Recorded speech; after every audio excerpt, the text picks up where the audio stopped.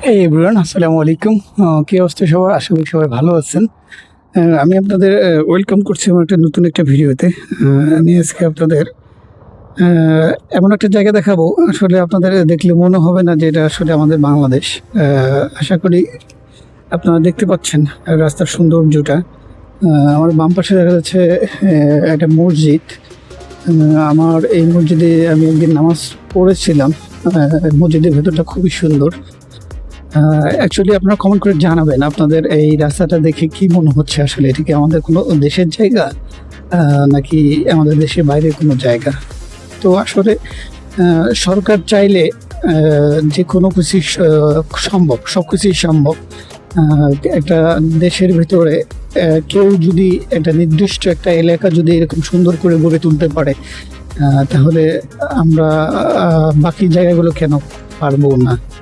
সেই ক্ষেত্রে আমাদের মন মানসিকতাটা সবচেয়ে বড় ফ্যাক্ট আমি বলবো। কারণ হচ্ছে এই এরিয়াতে যারা থাকে, কেউ হয়তো রাস্তায় ময়লা ফেলে না, অথবা কেউ হয়তো আপনার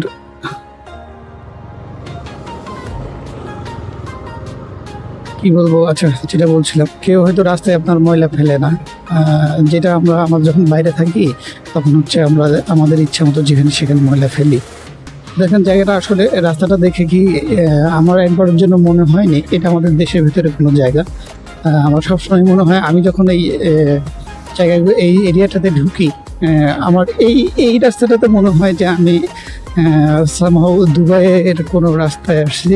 বিশেষ করে সুন্দর রাস্তার মাঝখানে খেজুর গাছ, এইগুলোর জন্য বিশেষ করে মনে হয় যে অ্যাকচুয়ালি আমরা মনে হয় দুবাইয়ের কোনো জায়গায় দুবাই চলে আসছি।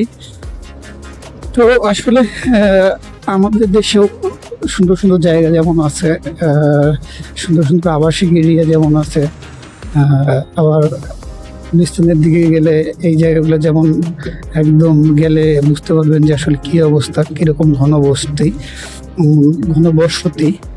তো সেই জায়গাগুলো আসলে আমাদের দেখলে যেরকম একটা ফিল দেয়, আর এই জায়গায় আসলে যে ফিলটা দেয় টোটালি ডিফারেন্ট।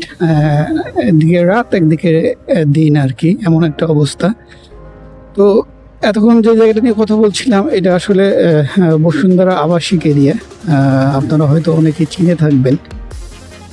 আপনারা হয়তো অনেকেই যারা ঢাকায় থাকেন বা যারা বসুন্ধরায় থাকেন তাদের আমি লাকি বলবো, কারণ দেশের ভিতরেও এরকম সুন্দর একটা জায়গায় আপনারা আছেন। আশা করি আপনাদের লাইফ, আপনাদের জীবিকা নির্বাহ খুবই স্মুথ, সুন্দর। কারণ এখানকার যে পরিবেশ, আমরা যারা বাইরে থাকি, বিশেষ করে যারা মোহাম্মদপুর, মিরপুর এইসব এরিয়ায় থাকি, তারা জানি আসলে আমরা কোথায় বা কী অবস্থায় থাকি। সেদিক থেকে আসলে বসুন্ধরার ভেতরের এরিয়াটা আমার কাছে একদম বিদেশি একটা ফিল দেয়। তো অ্যাকচুয়ালি যারা মিরপুর ও গুলিস্তান এদিকে থাকে তাদের কাছে হয়তো আরও ভালো ফিল হবে এখানে আসলে। তো ঠিক আছে, আমি আসলে বেশি কথা বলবো না। আমি জাস্ট আপনাদের দেখানোর জন্য যে আসলে আমাদের দেশের ভিতরে চাইলেই কি সুন্দর করে বসবাসের নগরী তৈরি করা যায়। এটার উৎকৃষ্ট উদাহরণ হচ্ছে এই বসুন্ধরা।